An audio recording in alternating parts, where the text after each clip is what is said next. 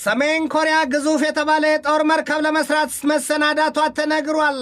አሜሪካም ሀገሪቱን የኒውክሌር ጦር መሳሪያ ለማስፈታት ያሰላችው ቀመርም አልተሳካለትም ሲል የወጣው መረጃ ያሳያል። በሌላም ዜና ደግሞ በቅርቡ የአሜሪካና የቻይና ፕሬዚደንቶች በቤጂንግ ሲወያዩ የሰሜን ኮሪያን የኒውክሌር ጦር መሳሪያ ትጥቅ ለማስፈታት ተስማምተዋል የሚል መረጃ መውጣቱና የቻይናው ፕሬዚደንት ሺጂንፒንግም በአውሮፓኑ አቆጣጠር ሰኔ 8ና 9 በፒዮንግያንግ ጉብኝት እንደሚያደርጉ ተገልጧል። ታዲያ በፒዮንግያንግ ጉብኝታቸው የሰሜን ኮሪያን የኒውክሌር ጦር መሳሪያ ትጥቅ የማስፈታት ጉዳይ ያነሱት ይሆን ወይስ ትጥቋን ጭራሽ አጥብቀውት ሊመለሱ? ወዲያም ደግሞ በሰሜን ኮሪያ መንግስት ትልቅ ተጽዕኖ ፈጣሪው እመቤት ኪም ዮ ጆንግ የሀገራቸው የኒውክሌር ጦር መሳሪያ ጉዳይ ለድርድር የሚቀርብ እንዳልሆነ አስታውቀዋል።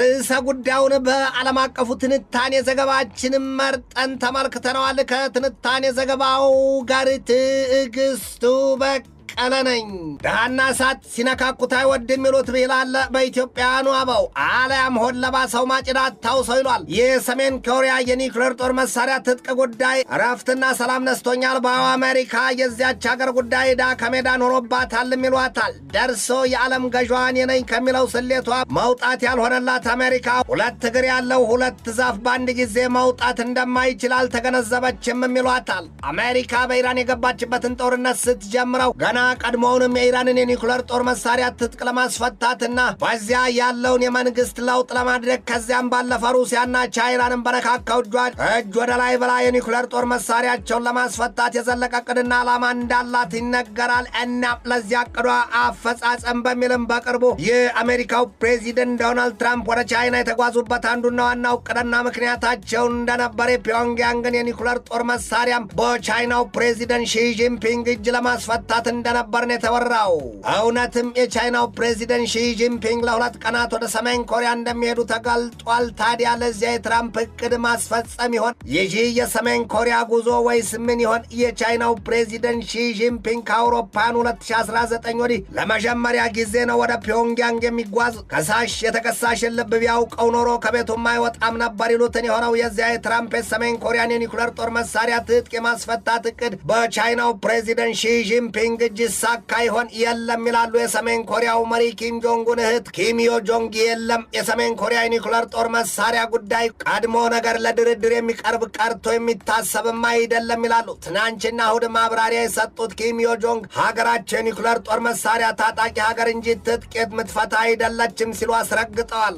በንግግራቸውም ሰሜን ኮሪያ ፈጽሞ ዛቻና ስጋትን ማስተናገድ አትችልም ነው ያሉት። ወይዘሮ አሊያም ወይዘሪት ወዲያም በሀገሪቱ የስልጣን ተዋረድ ሚኒስትር አሊያም ምክትል ስለመሆናቸው የማይለይ ስልጣናቸው የማይታወቀው ኪም ዮ ጆንግ ጠላቶቻችን ያሏቸውን ሀገራት የቁርጡ ቀን ከደረሰ የያዙትን ሁሉ ከነመረቁ ሊግቷቸው የሚሳሳ ልብ እንደሌላቸውም ነው የገለጡት። ቤጂንግና ፒዮንግያንግ አርብ ዕለት በወጡት መግለጫቸው የቻይናው ፕሬዚደንት ሺጂንፒንግ ከሰኔ 8 እስከ ሰኔ 9 ቀን ድረስ ወደ ፒዮንግያንግ እንደሚጓዙ ይፋ ማድረጋቸው ነው የተሰማው። ዋይት ሃውስ በበኩሉ ባወጣው መግለጫው የአሜሪካው ፕሬዚደንት ዶናልድ ትራምፕና የቻይናው አቻቸው ሺጂንፒንግ በቅርቡ በተገናኙበት ወቅት የሰሜን ኮሪያን የኒውክሌር ጦር መሳሪያ ትጥቅ ለማስፈታት የጋራ መግባባት ላይ ደርሰዋል ነው ያለው። ይሁንና በዚያ ጉዳይ ዙሪያ ቻይና ዝርዝሩን ባትገልጥም በራሷ መንገድ ግን ፖለቲካዊ መፍትሄ ለማምጣትና የሰሜን ኮሪያን የኒውክሌር ጦር መሳሪያ ጉዳይ በተመለከተ እንደምትሰራ ነው የገለጠችው። ሰሜን ኮሪያ ለአሜሪካው ፕሬዚደንት ዶናልድ ትራምፕ ጫናና ዛቻ ከማጎንበስ ይልቅ ፊት ለፊት መጋፈጥን የመረጠች ናት ይሏታል። ሀገሪቱ ከሩሲያና ከቻይና ጋር ካላት የቅርብና ጠንካራ ግንኙነትና ወዳጅነት አንጻርም በቀላሉ ተጠልፋ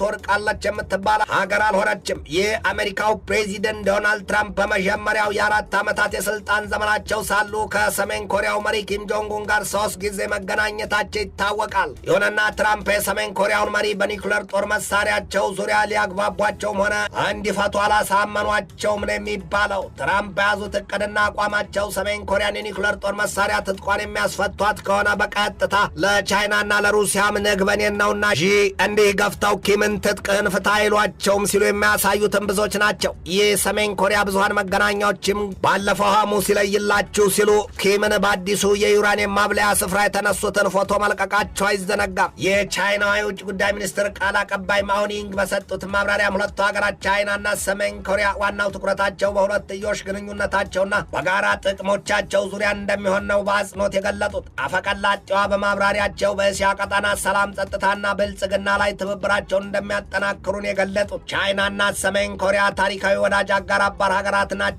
ባለፈው መስከረም የሰሜን ኮሪያው መሪ ኪም ጆንጉን በቻይና የወታደራዊ የሰልፍ ትርኢት ላይ መገኘታቸውም ይታወቃል። ይህ ቻይናው የውጭ ጉዳይ ሚኒስትር ዋንግ ይም በሚያዝያ ወር በቤጂንግ ጉብኝት ማድረጋቸውና ከሰሜን ኮሪያው መሪ ኪም ጆንጉን ጋር መምከራቸውም አይዘነጋም። ሁለቱ ሀገራት ከጥንተ ጥንቱ ታሪካቸውም ቢሆን የሶሻሊዝምን ርዕዮተ ዓለም የሚያራምዱ ናቸውና ግንኙነታቸውም የጠበቀ ስለመሆኑ ይነገራል። ይህንን ሁሉ የቻይናና የሰሜን ኮሪያን የተጠናከረ ግንኙነት አልፈውና በአሜሪካ ተጠልፈው የቻይናው ፕሬዚደንት ሺ ጂንፒንግ ሰሜን ኮሪያን የኒውክለር ጦር መሳሪያ ትጥቅ ለማስፈታት ያቆተመ የተንኮል ልብ ይኖራቸዋል ተብሎ አይጠበቅም ይሏቸዋል። ዋሽንግተንና ቤጂንግ በጥልቅ ዶልተዋል። ፒዮንግያንግን ትጥቋን ሊያስፈቷት ነው ቢባልም ጉዳዩ ግን ሌላ ነው። ሆድ ሲያውቅ ዶሮ ማታ ይሉትን ይህ አሜሪካ ሹማምንት እንዳሰሉት ቀመር ሰሜን ኮሪያን ጨርሶ የኒውክለር ጦር መሳሪያ ትጥቋን ከማስፈታት እስከ የኒውክለር ጦርነት የሚዘልቅ አደጋ እንዳለው ይህ ሃንኪዮሬህ ዘገባ ያስረዳል። በዮንሴይ ዩኒቨርሲቲ ፕሮፌሰሩ ቹንግ ኢንሙን ይላሉ በግንቦት 17ና 18 በቤጂንግ ከቻይናው ፕሬዚደንት ሺ ጂንፒንግ ጋር የተወያዩት የአሜሪካው ፕሬዚደንት ዶናልድ ትራምፕ በውይይታቸው ሰሜን ኮሪያን የኒውክለር ጦር መሳሪያ ትጥቋን ለማስፈታት ሐሳብ መጋራታቸውን አንስተው የማይታሰብ ነው ያሉት። የሩሲያና የቻይና መሪዎችን በቅርቡ በቤጂንግ ተገናኝተው ሲመክሩ የሰሜን ኮሪያን የኒውክለር ፕሮግራም ፈጽሞ አላነሱትም ነው ያሉት። ከዚያ ይልቅ ፑቲንና ሺ በውይይታቸው በሰሜን ኮሪያ ላይ የተወሰደው የማግለልና የምጣኔ ሀብት ማዕቀብ ጉዳይ እንዳንገበገባቸው ነው የገለጡት። አሜሪካና ጃፓንም በተገናኙ በተደዋወሉበት ጊዜ ሁሉ የሰሜን ኮሪያን የኒውክለር ጦር መሳሪያ ትጥቅ ለማስፈታት ወይም እነርሱ ዲኒውክለራይዜሽን ሲሉ እንደ ድጋም ቢደግሙትም ቻይናና ሩሲያ ግን ያንን ቃል ክፉኛ እያወግዙታል ነው የሚባለው። ዲኒውክለራይዜሽን የሚለው በቅርቡም የሰሜን ኮሪያው መሪ ኪም ጆንጉን በሀገራቸው አዲስ የተገነባውን የኒውክለር ማቀጣጠያና የዩራኒየም ማብለያ ስፍራ መጎብኘታቸው የሚያሳየው ያንን አሜሪካ የሰሜን ኮሪያን ጦር መሳሪያ ትጥቅ ለማስፈታት እንደተሳናት ነው ሲል የዋሽንግተን ታይምስ ዘገባ ይዘረዝራል። ይህ በእንዲህ እንዳለ ሰሜን ኮሪያ 10,000 ቶን ክብደት ያላትን ገጿ ቢሉ ከእርሷ ሰራ አካላቷ በኒውክለር ጦር መሳሪያ አረር የተለበጠና የታጨቀ የጦር መርከብ ይሰራ ዘንድ ትዕዛዝ መስጠቷ ተሰምቷል።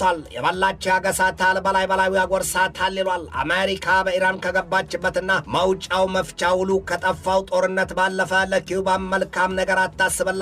የመንግስት ለውጥን አስልታላታለች ይሏታል። ለሰሜን ኮሪያ ደግሞ የኒውክለር ጦር መሳሪያ ማስፈታት ግን ደግሞ እንዲህ በቀላሉ ይሆናል ወይ የሚለው ጥያቄ ባይመለስም እባብ የልቡን አይቶ እግር ነሳውን ሆኖባታል ይሏታል። አሜሪካ ከሁሉም ጋር የምላስ ጦር የተማዘዘችው ልዕለ ኃያሉ ሀገር አሜሪካ ባልበላም ጭሬ ላፍስሳለች እንደተባለችው ፍጥረት የነገር ያለ ስትል ትታያለች ይሏታል። የሀገሪቱ የጦር ሚኒስትር ፔት ሄግሴት በትናንትናው መግለጫቸው አውሮፓ አደገኛ የስነ ልቦና ወረራ ገጥሞታል ብለዋል። ሄግሴት ያንን የተናገሩት በፓሪስ በነበራቸው የኖርማንዲ መታሰቢያ ንግግራቸው ሲሆን አውሮፓን ስላጥለቀለቀው የስደተኞች አደጋ ሲያሳዩ ነው ተብሎለታል። ትንታኔ ዘገባውን ስናዘጋጅ በዋቢነት የአርቲ ወርልድን፣ ፎክስ ኒውስን፣ ኢንዲያ ቱዴይን፣ ሂንዱስታን ታይምስን፣ ሚያሚ ሄራልድን፣ ሲኤንኤንን፣ ማላይ ሜይልን፣ ኤንኬ ኒውስና አልጀዚራን ተጠቅመናል።